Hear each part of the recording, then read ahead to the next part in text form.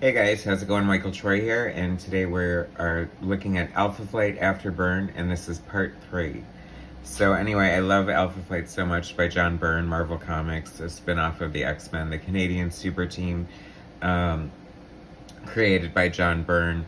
They were very popular in the pages of the X-Men, so Marvel Comics was going to make a comic book with or without Byrne, and he said, I'd rather screw it up rather than let someone else screw it up, or some, some anecdote like that. Anyway, so he did the first 28 issues. I loved it. It was like one of my favorite books. I love Byrne. Anyone who watches my channel knows that I love Byrne. By the way, thanks to all my subscribers. If you're new to the channel, please hit subscribe. It really helps. Like, share my content, all that good stuff. I cover a lot of Byrne, a lot of comic books, and it's more like a podcast and an art critique in a way than like just a flip through reading the book to you, because that's pretty generic. Anyway, so I always feel like lamented after Byrne left, so I thought I'd like revisit. I haven't looked at these in years, so I thought I'd go through and look at them again and see if I was just sour grapes because Byrne left, or if there was something redeeming here. And at first, it was taken over by Bill Mantlo and a young budding Mike Mignola, who kind of fell off kind of early on, but he would contribute some covers and whatnot. This cover is by new series artist Dave Ross, who's a Canadian. This is like one of his first comics, so he shows a lot of promise, but we'll get into that. And AM, I'm going to say, is inked by Al Milgrom, because it seems like he inked a lot of Alpha Flight. Writer Bill Mantlo, penciler David Ross, inker Jerry Teleyak, letterer Jim Novak, colorist Bob Sheeran. We got Carl Potts editing, and Jim Shooter is still the editor-in-chief. This is 1986 Alpha Flight Volume 1, number 37. So this became really boring for me. I mean, Bill Mantlo kind of went off the rails and started telling these weird stories and stuff. I have to say, I was complaining in the prior videos about Jerry Telayak's inks, but I feel, and then someone pointed out to me that he was sort of had like a John Buscema feathering and style to his inks, and I appreciate that comment, so it gave me a new way to look at his art, and I kind of like it now. I think that it's really starting to gel with Dave Ross here. The printing is still terrible. We're still doing this flexography that started with issue 20, and we're on 37, so they know by now how terrible the printing is, how awful, like, some of the colors don't come through, or they're too bright and stuff like that, and they're still using it. This looks like a duo shade kind of inking effect here, and I like seeing that. It's something Byrne used a lot throughout his work on books like Namor and OMAC, and it's I'm sure they could easily do this with digital inks or tones or whatever now, but before they would have to use a special paper and use a chemical to sort of bring the effect out on the paper on a separate sheet. So there was a lot of like nuts and bolts to creating comics, because they're drawing on actual art boards. A lot of stuff is done digital now. A lot of people still do like to work traditionally, and there is something to be said about putting your pencil on a paper and laying down the inks and stuff. There's nothing more beautiful than holding an original art page in your hand, and that's where digital comic art is at a disadvantage, because even if you print it out, it's just not the same. Like, there's those big artist editions from IDW, and they show like the scans through the original art. You can see like the blue pencil and the eraser marks and the white out and stuff like that. So that's fun. That's like an art education in itself. So Alpha Flight's still pretty much intact.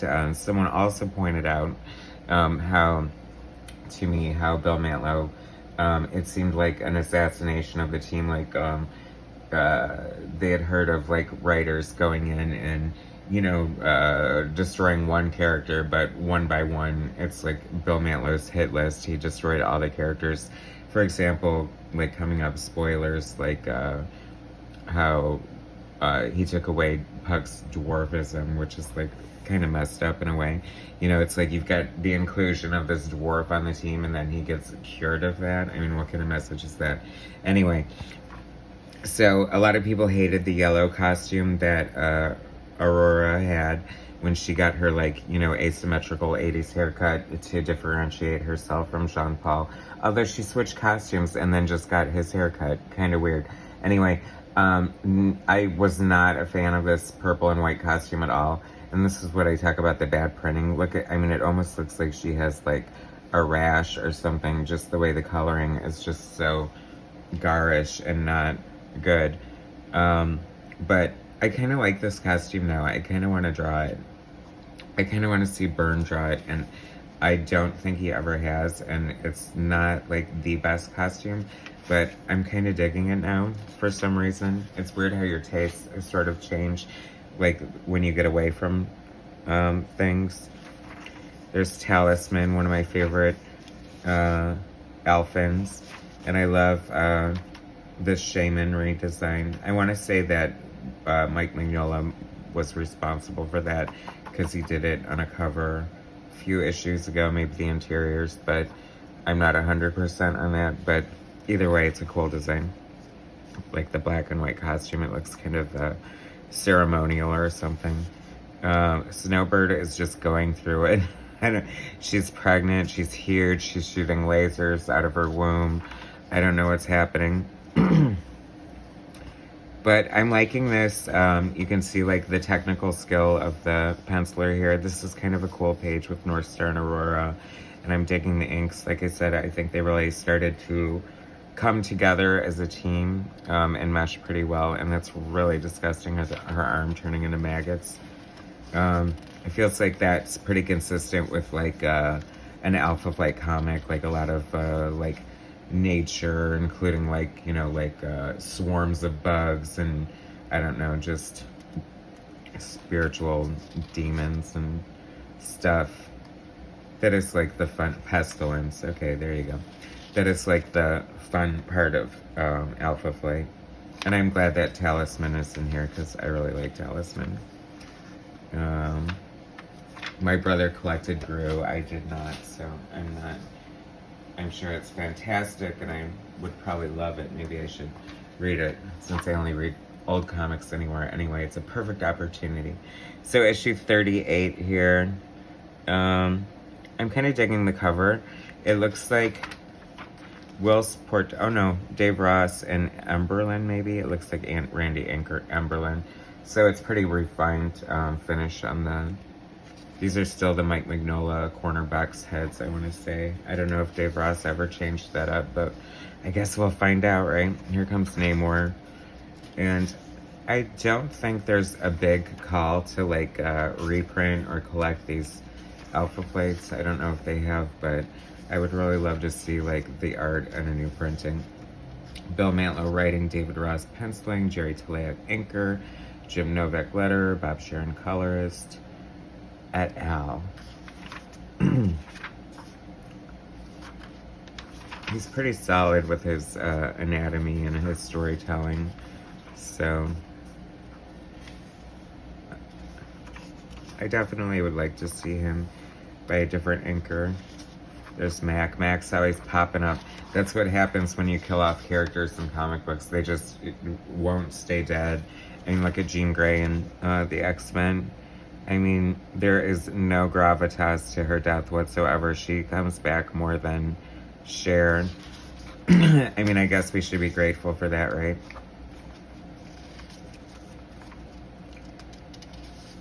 But Phoenix is definitely oversaturated in the X-Men. Maybe if I would have stayed with it for years and just, I would be more on board with it, but it just seems so alien to me at this point. White Sasquatch, or Arctic Sasquatch rather, is kind of cool. And now in Gamma Flight they have green Doc Sasquatch, which in theory is pretty cool, but the execution not so much. Issue 38. This is fun because suddenly Mike Mignola is back for a cover and PCR, so Mignola and PCR is P. Craig Russell, who's like an amazing artist. well known and loved in the industry, and pretty like known for Elric and a lot of his like fantasy art and stuff like that. He still busts stuff out, and it's still amazing. He's definitely like very like, it's like cool. They mesh together very well, so I love that they're inking. He inked that, and this is good. Okay, so this is actually the art turns the corner for the better here. Bill Mantlo, writer, David Ross, penciler, and Whilce Portacio, we know that name. Wet Works, Uncanny X-Men, great artist, like penciler, inker. He started out mainly as an inker in the industry, and this was probably one of his first gigs. But he brings like a really like crisp ink line that I'm really enjoying. I mean, I'm actually even liking this Aurora costume a lot here. And there's the Avengers Quinjet, or is that the Alpha Flight? Did they get like a ship? I don't remember that. But I have to say, I'm now in love with this art. I really like Whilce Portacio inking. I think that he may have inked Jim Lee somewhat. Maybe he inked him on Alpha Flight. Either way, kudos, props. I'm not hating this as much as I used to. So that's a good thing. I don't know, it's kind of funny, you know, all these years later after reading them initially, and now you get to come back, and you know, that's a big part of it for me, is like the nostalgia and stuff like that. So, but I mean, it's crazy. The art is looking really cool. So they're versus the Avengers here. That was such a great era in the Avengers too, with, I mean, a silly roster, but Hercules, the Black Knight, Captain Marvel was awesome. That's my favorite version of Captain Marvel right there. Monica Rambeau. I was so excited to see her in WandaVision. There's just a real artistry. You know, you can definitely tell he knows what he's doing, like with his line weight variants, which is so important in comic book. You know, because comic books are two-dimensional, so you want to make them look three-dimensional and have them pop by, you know, having thicker lines closer to your eye, and they recede. The further you go away, the lines get thinner. So inking is just like one of the most unsung, underrated aspects of comic books. I mean, it can really make or break the art and the whole look. I've seen some of the best pencilers in the industry brought to their knees by bad inking. So that is issue 39. We got one more in part 3 of our Afterburn Alpha Flight retrospective. This was during Marvel's 25th anniversary. They did this cover frame here. All the books across the board had this kind of this framing sequence, and I like the concept. I don't think it was drawn like amazing, like, I don't know, it kind of looks like maybe John Romita Sr. or something, but I mean, I would have much rather seen, especially since they had these types of artists at their disposal, like Art Adams would have totally killed something like this, don't you guys think? And I want to say they redid this shtick, since everything old is new again in comic books, not too long ago for some anniversary or something. But it's great nostalgia, and it's fun to see it, and it kind of was unique to the whole thing. And then they did big headshots focusing on the characters. This kind of looks like it might have been inked by Kevin Nowlan, and I'm gonna go with yes on that. Probably Dave Ross and Kevin Nowlan. Because Kevin wound up inking some of these covers coming up here, and they're signed, so we'll get to see that. But Bill Mantlo, Dave Ross, Whilce Portacio, Jim Novak, Bob Sharon. Once again, liking the art. Like, there's such a crispness to it. It's really just, it seemed muddier the way Jerry Teleyak was inking it, and this just pops so much more. Like, I'm just totally digging it. I don't know, all these crazy characters. I like I'm such an OG, like, hardcore original Alpha team, but, you know, I guess this could be worse, right? Marina looking ugly, looking like Reagan in The Exorcist. When she started out so cute, like the little fish girl next door, now she's, oh gosh, that is so grotesque. It's so funny because that is like some body horror action going on there that is creeping me out. Like, Marina, I think we should get a divorce. She looked like, what's her name from Chaka from Land of the Lost.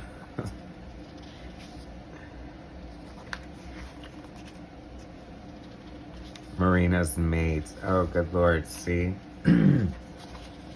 See what your competition was, Namor?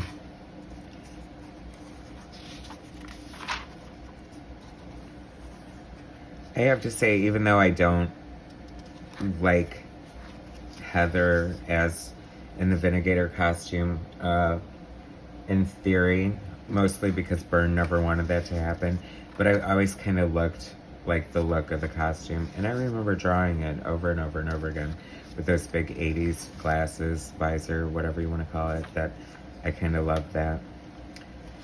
All right, so that is, oh, and they wound up getting married at the end. I knew they got married at some point. I didn't realize it was here, but what a good selling point for the book. And I'm loving the art team here, so we'll be back for more. That was part 3 of Alpha Flight After Byrne. Thanks so much for watching, guys. Please subscribe to my channel, hit like, share my content, and I'll bring you some more soon. All right, thanks, guys.